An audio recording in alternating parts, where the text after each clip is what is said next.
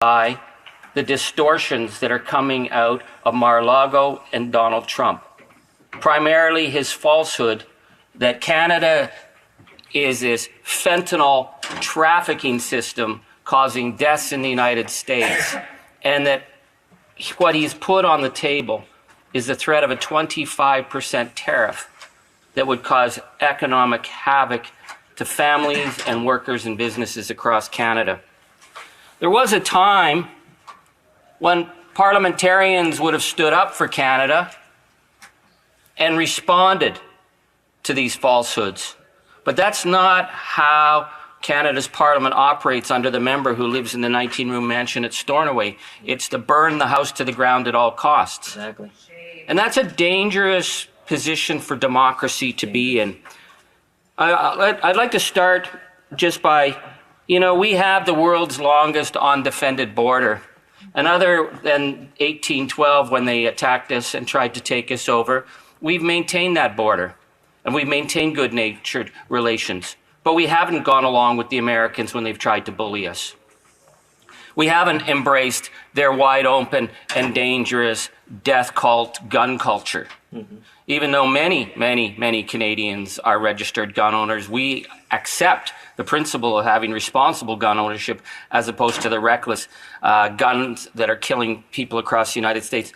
We have not supported their belief that health care should belong to those who have money. Exactly. We took a different tact, even when we were being undermined as being communists and socialists at the time. When the United States insisted that Canadian young men go and die in the rice paddies of Vietnam, we said, no, we're not going to send our young men to die in Vietnam. It's a wrong war, and it was a wrong war. And we opened our borders to many great young Americans who were not going to go die needlessly in Vietnam. That's right. When they tried to pressure us to go into the false attack on Iraq, we said no. And we were under enormous pressure then. And in the 1980s, when Ronald Reagan was launching horrific violence in Latin America, in El Salvador and Guatemala, and then they were deporting thousands of people out of the United States who were trying to escape the genocide that was happening in the hills of Guatemala, they put enormous pressure on us to close our border because people who could not go back to the death squads in El Salvador and Guatemala were trying to cross the border at Buffalo to get into Canada to be safe. And at that time, Brian Mulroney said, we have to have the same border principles as the United States. And Canadians stood up and said, no, those are not our values. And we pushed that back because we could not send people back to the death squads. So yes, they are our neighbors, but we have stood up to them. We're in a different situation with Donald Trump, a convicted predator who's seriously undermining the democratic process in the United States, and he thinks he can just push us around. Exactly. He insults us. Yeah. The Conservatives seem to like it because he's insulting our Prime Minister, but he's not really insulting the Prime Minister. He's insulting Canadians, calling us the 51st state. That's right, exactly. Once there was a Canada that had a flag that didn't need to be waved. A flag that represented who we are. We didn't boast about it. It wasn't until our flag was appropriated by conspiracy haters and stuck on pickup trucks, promoting all kinds of disinformation. Our flag was something that just said, it's about values. And it's something that we all understood. We didn't have to brag about. We didn't have to brag about that when we were a country of 11 million people and the Americans were saying, we don't want to go to war. On the very first day Hitler invaded Poland, 11 million Canadians stood up and created the fourth largest air force in the world, the fourth largest navy in the world. We sent our young people all across the world to defend the notion of freedom and parliamentary democracy. And we paid an enormous price. And we came back and we didn't wave the flag. Then we just came back and did what we did because we were Canadians. But here we are with this falsehood being perpetrated by the member who lives in Stornoway, that whatever Donald Trump says, he will use to burn the house down to the Prime Minister.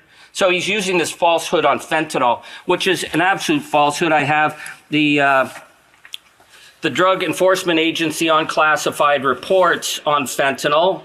Fentanyl, they write about China. They write about India. They write about Mexico. There's just one very tiny thing about a small amount coming from Canada. That's not the issue. Fentanyl's not the issue, but the Conservatives will use that falsehood, threatening a 25% tariff. You can bet that these dumbed-down speeches claiming that Canada's broken border and a fentanyl trafficking area is going to be used on every right-wing